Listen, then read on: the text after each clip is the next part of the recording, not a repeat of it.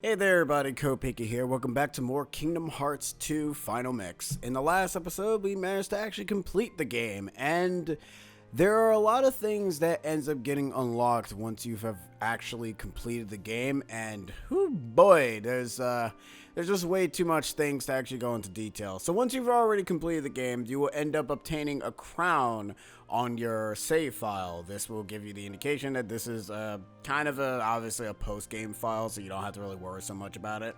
So let's go ahead and click it and see what it actually ends up giving us.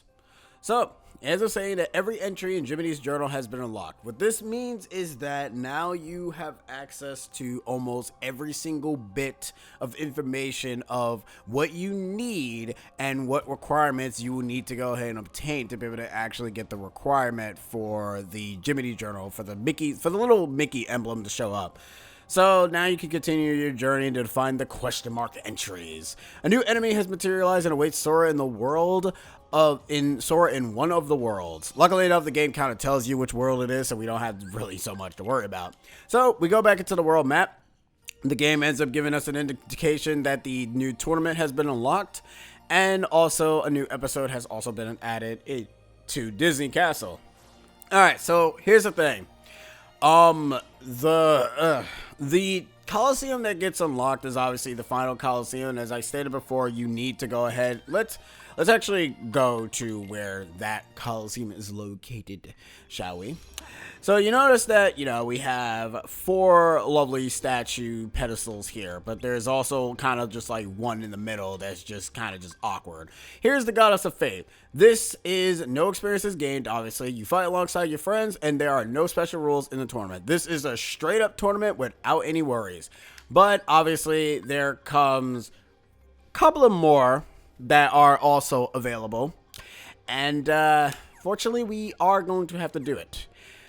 Not now, though, because I'm actually going to save that for last, because I'm going to be honest, the tournament thing is kind of boring. Let's actually go meet up with a particular character that we've had the misfortune of ignoring, even though we kind of really shouldn't be ignoring him, considering he's like the most famous and yet staple character in the entire series. So I'm going to go ahead and meet Long Boy Silverhair himself, Sephiroth. And just like in Kingdom Hearts 1 fashion, unlike in Kingdom Hearts 1, he kind of showed up in a mysterious way, Sephiroth in this actually has plot significance. What's his plot significance? I have no idea, except for him just being cool.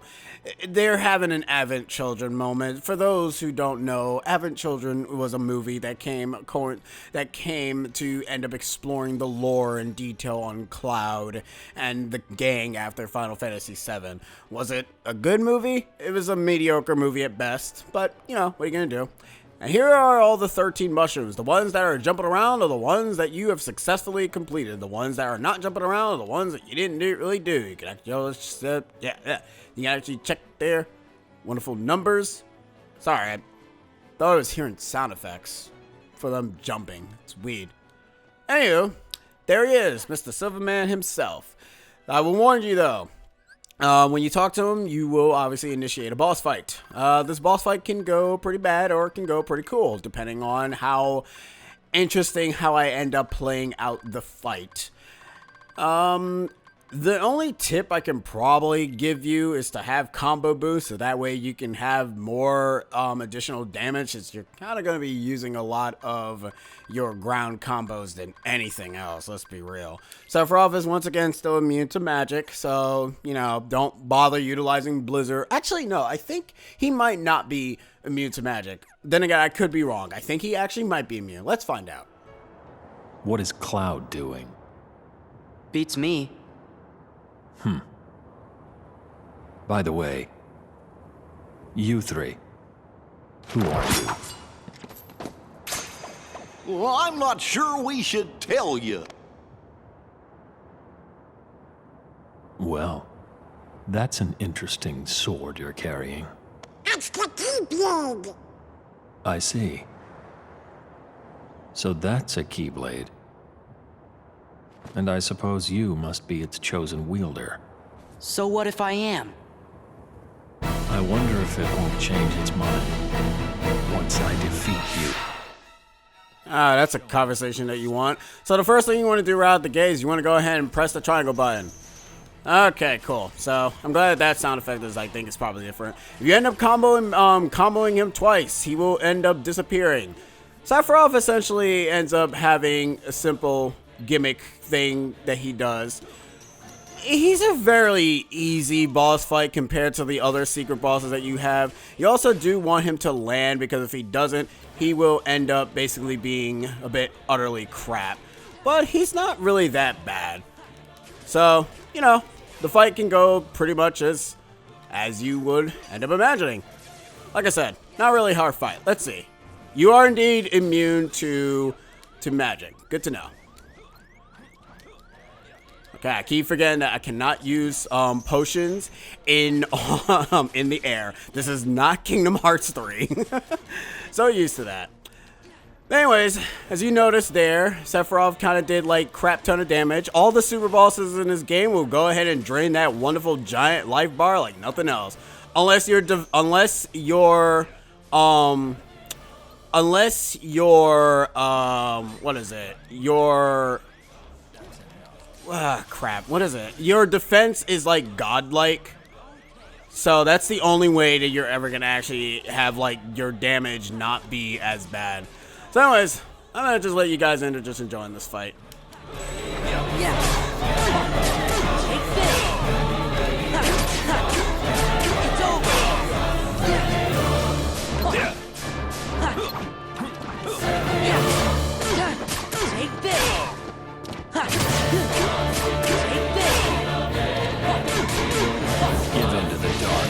Alright, so now we're at phase 2 of the fight, where he will end up using summoning fire pillars. These fire pillars will drag you in, unlike in previous game, which it does not do that. You will constantly get hit a lot in that battle as a whole, which, you know, that was a very fun fight that no one actually enjoyed, let's be real here. But, what are you gonna do? You do want to end up, like, paying attention to what Sephiroth does, because if you don't, he kind of can end up tripping you up. Sometimes he will end up doing the "that's enough" technique, and sometimes he won't. It really all depends. Also, yep, that move also exists as well. Obviously, you do not want to go ahead and get hit by Heartless Angel, because it's a very annoying ass ability to get hit by. Heartless Angel does the same thing as it normally always does, just like in previous Kingdom Hearts games, which is essentially end up draining your health down to near 1, and also drain all your MP, which is pretty cheap when you really think about it, but what are you gonna do? And I'm gonna just strike Ray J in the face. Alright, cool. I'm gonna revert back to my normal form. Because why the hell not? Whoop. Whoop. And also, it should be also kind of obvious. You do want to end up having growth abilities, because if you don't, this fight will become a colossal nightmare and a half. Trust me, you really don't want to end up having, like... Okay, well...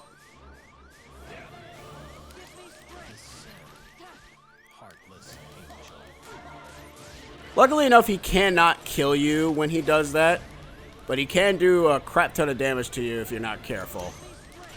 I am taking a lot of hefty risk here, but you know what? That's okay. What's a Kingdom Hearts game without actually taking actual risk, you know? Whoop. Well, this is actually fine.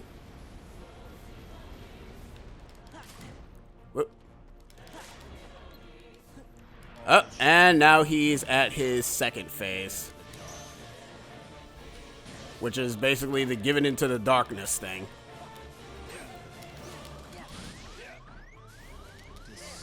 Whoop. I'm gonna have to tell you to stop there, buddy. Oh yeah, I forgot. I still have Berserk Charge on. I should probably get rid of that. But to be honest, okay, so what's also weird is that I also don't have Explosion on, but then again, it's kind of hard to...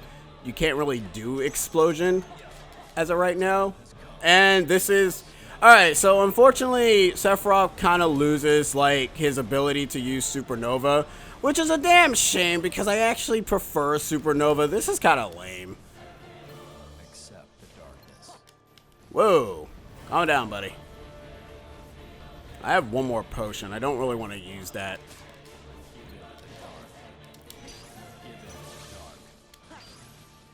Whoop. Whoop. Pretty cool ability there, Sephiroth, but you got no chance against me. Seriously, you don't. That's if you keep doing that, dude. Just wait for him to land. Do not combo him or else he will immediately disappear. Or combo finisher will not work and you will end up getting hit. Anyways, I'm just gonna cut the fight, so be right back. And we are done. Hey. Fight's pretty tough, even though, to be honest, like I said, I cannot talk and fight at the same time, so I unfortunately have to cut it. How'd you like that? I admit you're very skilled. But apparently Cloud is the only one who can eliminate me. Tell Cloud to come here. Tell him Sephiroth is looking to settle things. And also, for the record, as I just showed you there, that I'm unfortunately going to have to... All the super bosses that I'm going to be doing in this game, I'm unfortunately going to have to do it in post. And the reason why I say I have to do it in post is mainly because of the fact that I cannot, for the life of me, talk and fight at the same time. I don't know how... Well, I mean, to be fair, speedrunners...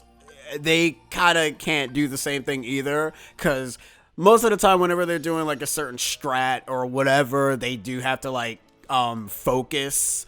So what I essentially use, the reason as to why I use Decisive Pumpkin is because Decisive Pumpkin also has combo boost. Because what combo boost is supposed to do is that it's supposed to go ahead and increase the damage output of how much your combo finisher does. Fortunately, Sephiroth is a tanky mofo and cannot actually, you can't really deal hold a lot that much anyways. To be also fair, we're also at level 55. That fight is probably like a level 80 or 70 boss. Mind you, you can do that fight as soon as you have like aerial dodge, because aerial dodge gives you enough height to be able to hit Sephiroth out of Sin Heartless Angel, because if you don't hit him when he does Heartless Angel, you're gonna have a really bad time, because he ends up follows up that attack with the That's Enough ability, with I guess which is called Octo Slash at that point.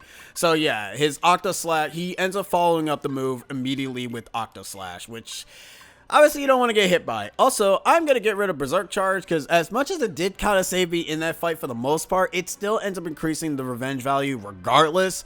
So yeah. Anyways, let's talk to Cloud, give him the 411 about the deets of Sephiroth, so that way he can go fight him and tell me and screw off.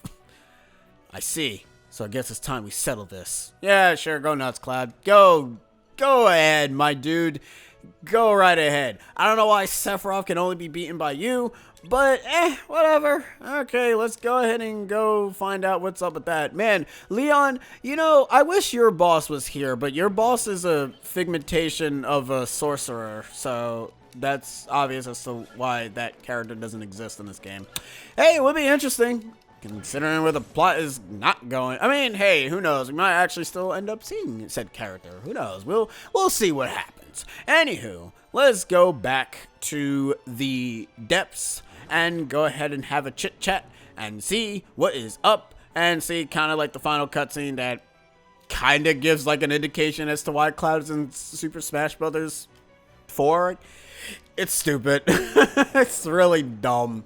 Because of this line that Sora says, it's kind of like, it's not implied, it's just a joke. But anyways, enjoy.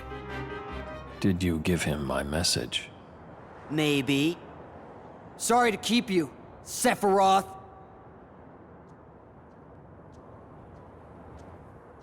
Cloud, you'll never let go of the darkness. Shut up. You'll never let go of your past. Shut up! Cloud, get him!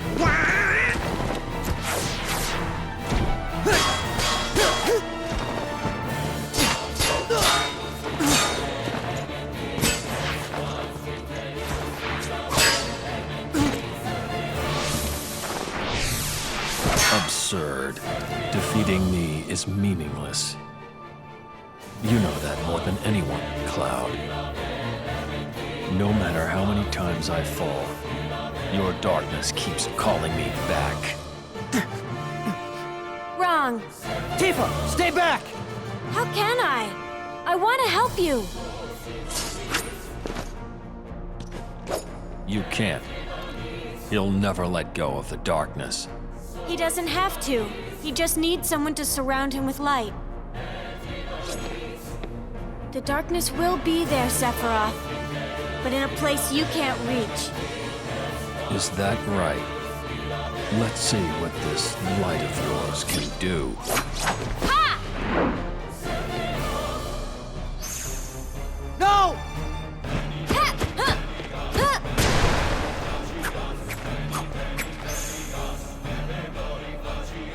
Look out! Cloud, you can have my light. The light doesn't suit you. I just... don't know. Stop!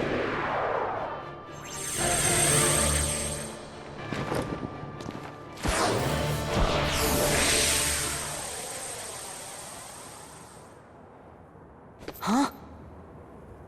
No. Where'd they go? Do you think they made it back to their own world? They went somewhere else. Cloud went to fight a great battle, to defeat the darkness inside him. Gone again. What will you do now? Guess I'll keep looking. Got any leads? Don't worry. Light is easy to find. I gotta go.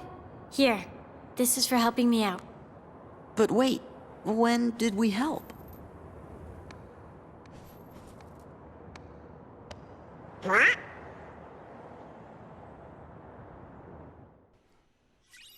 Not to be a random person. I mean, we got Fenrir, which is actually pretty Kino and also has negative combo, so that's pretty good. This is actually the weapon that we're probably going to utilize in the end game. Why was Tifa and Sephiroth the only ones that had, like, no facial animations, but Cloud was the only one who had a facial animation? Do you know how that cutscene was a serious cutscene, and they couldn't even be asked to... Alright, whatever. Listen, we got Final Fantasy Remake, so who cares? They look a lot better in that game anyway, so who cares?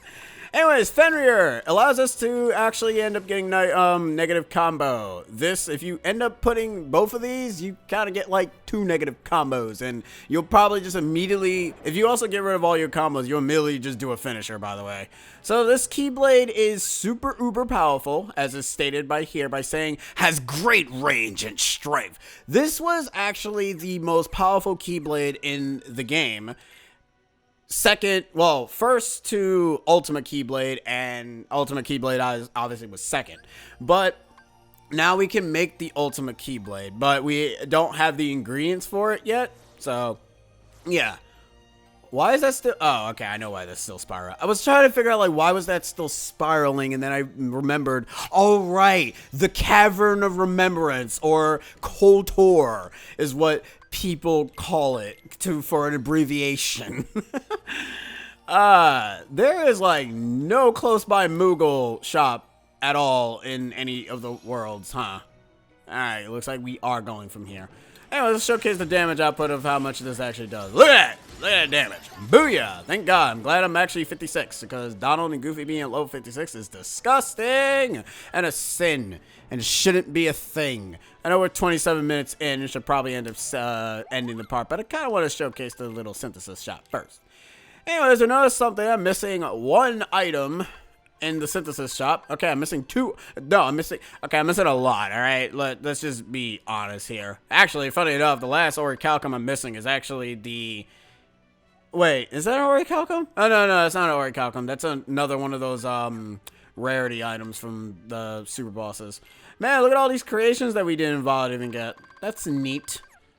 Yeah, so they kind of give you all the question mark synthesis recipes, which On one end, I want to do, but on another end, I kind of don't want to do because of how tedious it's going to be. Like I said, I'm going to kind of cut a bit of corners here. The synthesis is kind of one of them because the synthesis is kind of tedious to do because you have to grind for a lot of enemies. And drop rates in this game is not as formidable as it was in Kingdom Hearts 1. In fact, it's probably worse like in Kingdom Hearts 1, considering the fact to create the ultimate weapon, you had to get most of the ingredients from other recipes to be able to end up getting the ultimate weapon in the first place. And the ultimate weapon is kind of tedious enough to make regardless. We will make the ultimate weapon because at least I know how to end up obtaining that. And we will also do the Mushroom 13. The Gummy Ship routes we will also do, and we will do the Coliseum, even though I will end up admitting the Coliseum is not that interesting. So yes, I am kind of limiting on what I'm doing for this playthrough, mainly because of two reasons. I feel that this playthrough will go on too long, but who knows? I might end up changing it, knowing my stupid behind, because I tend to do that a lot. So in the next episode, I'm actually gonna do the mushroom in Port Royal off screen, so that way I don't really have to showcase this, so you guys don't have to deal with that. All I know is that, as I stated before, you need either negative combo or you need a powerful Keyblade to drain its health quickly. So that's all you need to do. In the next episode, we're actually gonna go ahead and satisfy the rest of the mushrooms because I know for a fact that we can do the others. So I will see you guys in the next Kingdom Hearts 2 episode. Laters!